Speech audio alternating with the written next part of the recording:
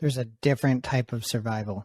So for me, the key here in the shift that we're looking for as men come into this community is to just simply pause for a moment and to recognize that I survived. I went through things in my life, and along the way to get here, I reacted. I showed up in unconscious ways. I wasn't aware of this.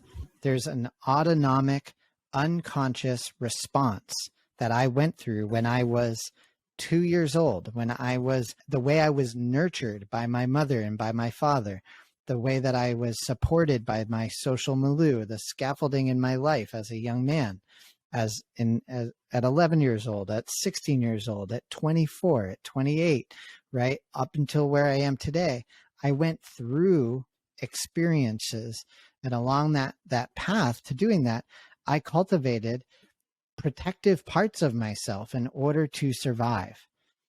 And for me, it's creating an opportunity with men in our community to recognize that these protective parts of myself that have formed through this adaptive process of becoming the man that I am today, those protective parts, I came to identify with them.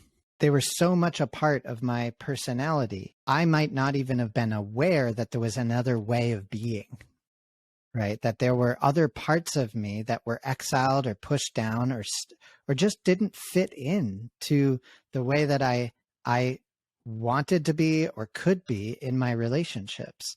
And so for me, it's just having a conversation, whether we're sitting around a set of couches on a retreat weekend, whether we're sitting around the room in one of our men's groups, and it's simply recognizing as a group of human beings, a group of men, that we survived to get here.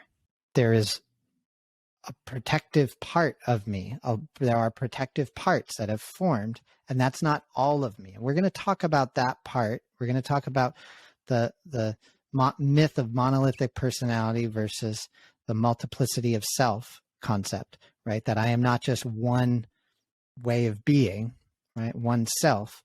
I have many different ways of expressing myself, but just that simple concept that I survived to get to where I am today, and that I have a protective part of an external self and I have an internal self, and that we are learning to allow that part to start to trust us, or those parts to start to trust us, so that it can set aside, so that other parts of us can come to the surface and we can become more whole, more open, more connected to our life.